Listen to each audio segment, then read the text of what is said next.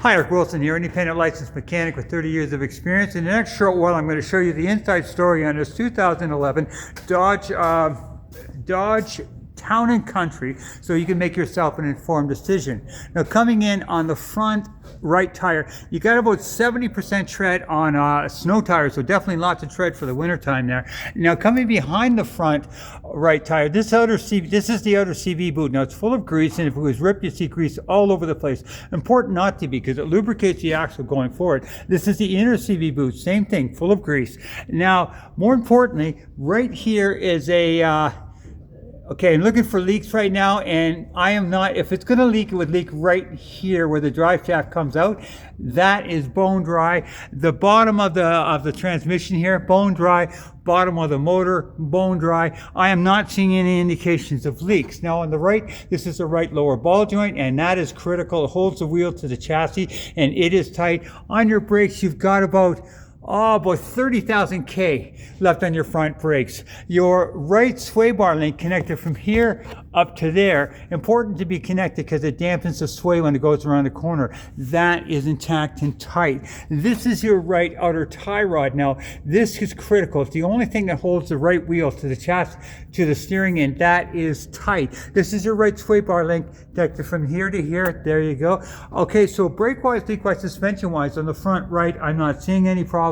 I'm not seeing any problem leak on the bottom of the motor or the tranny. Coming across to the left front tire, about 70-80% tread on aggressive snow tires, lots of tread for the winter. The left outer tie rod tight, left sway bar link connected from there up to there, intact. The left outer CV boot, good and dry. Left inner CV boot, good and dry. More importantly, if you look behind there, it's good. That area behind is dry, because that is a leak point. If it was going to leak, you'd see it there. I don't see any indication of leak here at all. So, that being said, following the exhaust down, here's our exhaust. Yeah.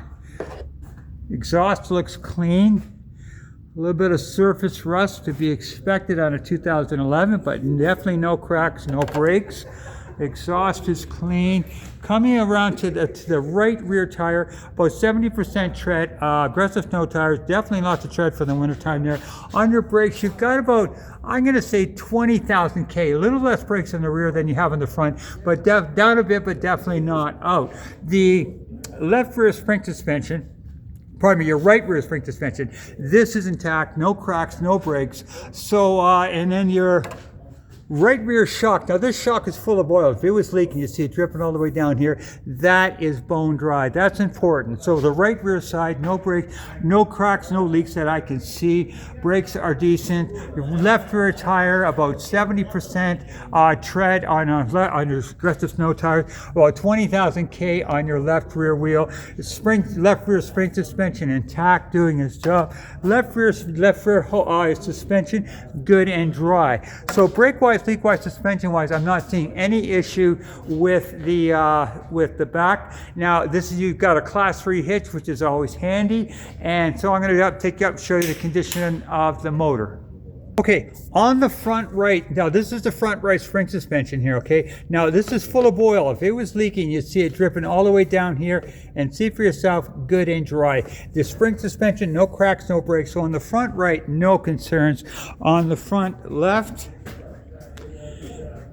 same thing. It was full of oil, and if it was leaking, you see it dripping all the way down here, and your spring suspension, no cracks, no breaks. So no issues on the front right and left spring suspension.